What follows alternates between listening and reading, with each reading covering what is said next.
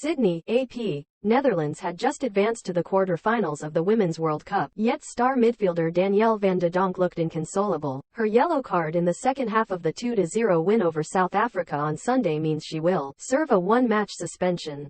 Her tears were likely in realization that she may have played her final match of the tournament if the Dutch lose to Spain in the quarterfinals.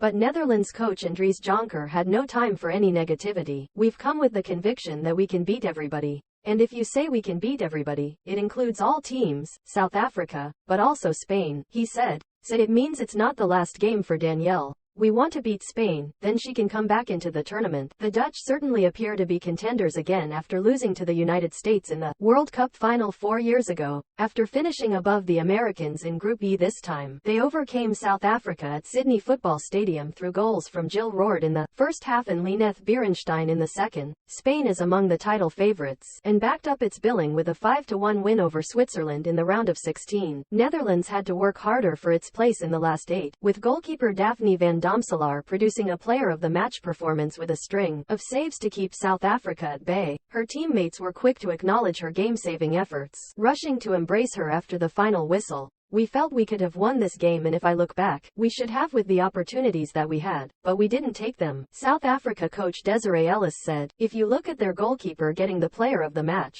it tells you how well we played." Netherlands was also aided by an error from South Africa keeper Kaelin Swart, who let Beerenstein's weak effort squirm out of her grasp and over the line.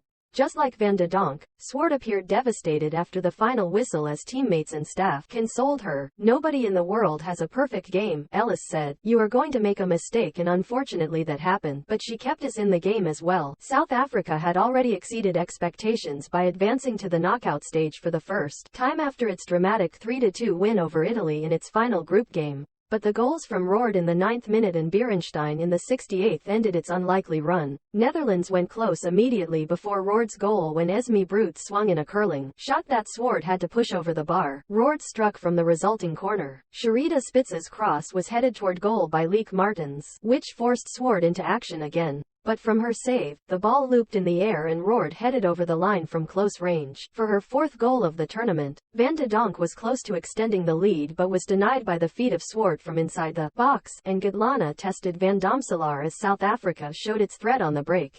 Gudlana went closer still when through on goal just before the half-time, but couldn't find a way past Van Domselaar. The South Africans ended the half the stronger as Gudlana repeatedly burst beyond the defense.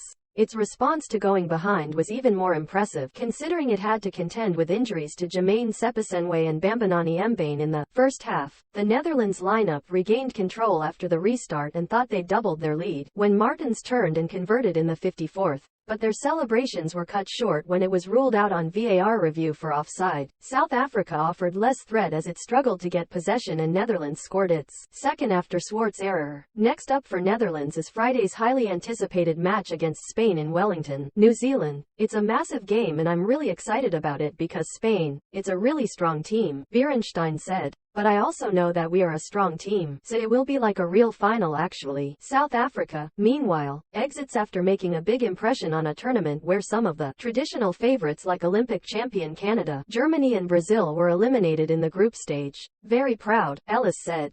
"I think as a team we need to hold our heads very high.